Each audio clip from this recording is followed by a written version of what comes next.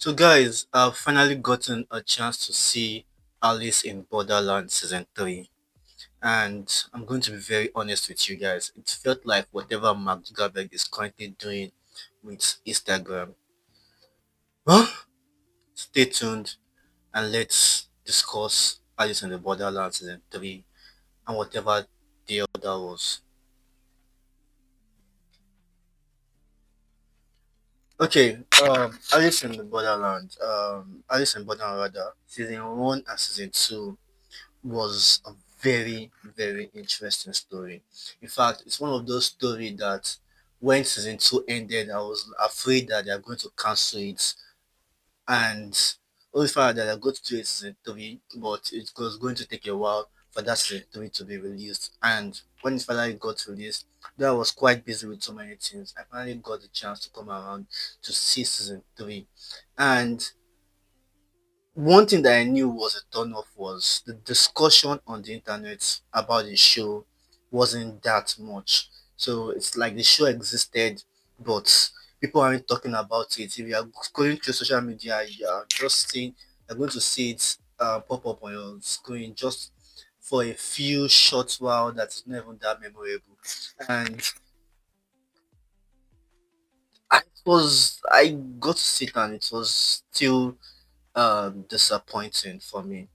See, I watched Squid Game season 3. I took about 5 hours to watch Squid Game season 3, and I don't think there was any difference. It's like Netflix forced both the creators to do a season 3, and they sat down and they started pushing in ideas, and they went home only for them to both write the same thing. Because all was season 3 all about trying to go back to that world where you've already escaped, then trying to beat whosoever is the leader, trying to save yourself. In this case, it's different place. I'm trying to save not yourself, but also save someone else. And in it's different scenario. In sorry, in the Alice in Borderland's case, he's trying to save his wife who's pregnant. In Squid Game, he's trying to save a stranger who is also pregnant. And lucky for them, in Squid Game, the main character died. In Alice in Borderland, the main character survived. But at the end, we got one of the most craziest thing at the end that it kind of annoys me. Like, why are we trying to create a global phenomenon with all the stories when they created was this um Money Heist. When Money Heist came out, after a while, we started getting rumors about there's going to be a Chinese one, there's going to be a Mexican one, there's going to be an English version one. At the end of the day, even though they released most of those ones, I don't think they passed one season. People did not watch it because it was no point. Why do you have to put the English this thing?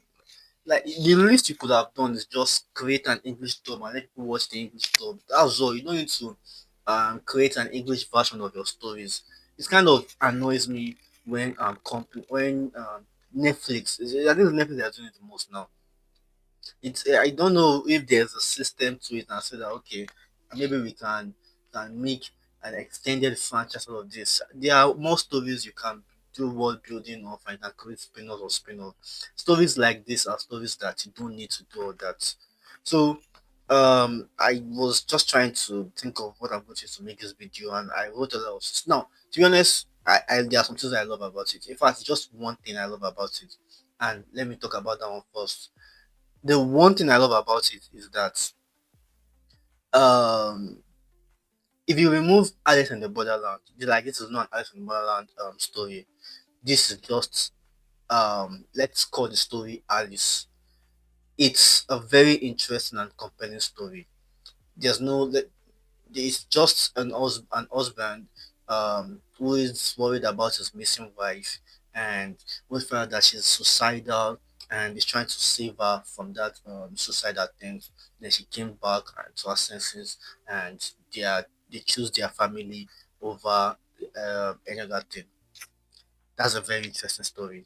Now, if we bring it back to the Alice in Borderland story, there's lots of questions than answers. Okay, some of the questions I wrote.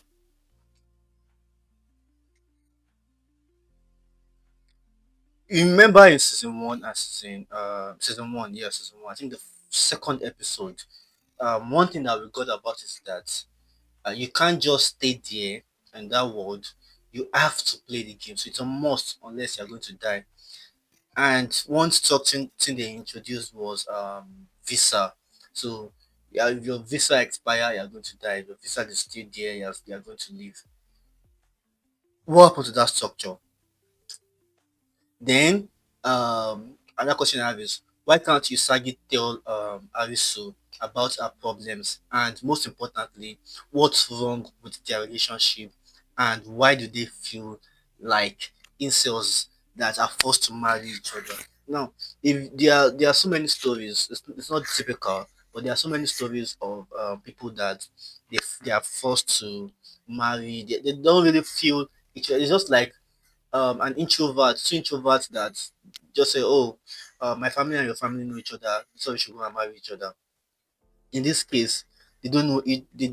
That feeling of, "Oh, this guy survived this kind of tragedy and they got married." Even if you take the fact that we couldn't remember what happened, at least most of them couldn't remember what happened. Those two, there's no chemistry between those two characters, and most importantly, you claim that you love this your partner so much, you couldn't tell the partner what it is you're going through. And it's not like um they told me and they are trying to have an argument. It's more compelling if like he doesn't even want to hear. Then she's now forced to go and meet the doctor. But it makes no sense to me. Then I think yeah his name is Riju. Why is Riju suddenly acrobatic in that laser game and drowning scene towards the end where he was drowning, like someone that his leg is not working, somehow he could swim and he could hold Usagi hostage. Then in the beginning there was this laser, somehow it could do the laser thing. Like the logic over there doesn't really make sense for me. Then um the Alice in Borderland. One thing that made season one interesting was that we were thinking that when they got there, either they went to another alternate universe or aliens abducted them or something like that. There was an explanation.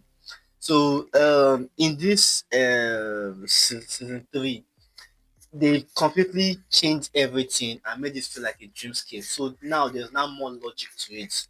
But we as the viewer, we're not like everything you're seeing is not real. I know the days either you survive or you don't survive. So it's just like you've come to the conclusion that okay, this is the life before your death. So it's to us it makes no absolute sense.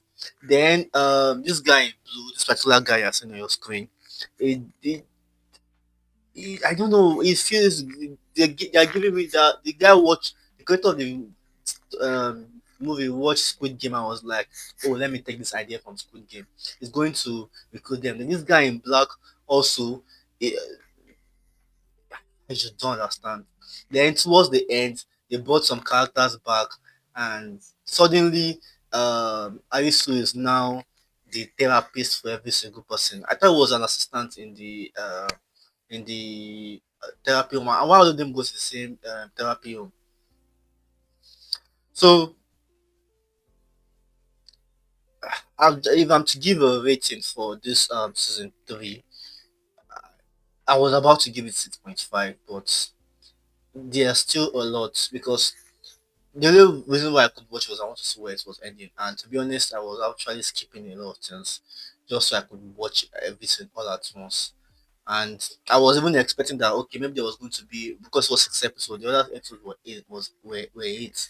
I was expecting that okay, they did that thing where they where uh, they keep some episodes.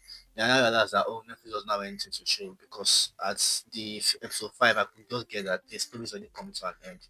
So the worst thing about it was they have trying this method of I've mentioned it. Trying this method of making it, or let's do an international version.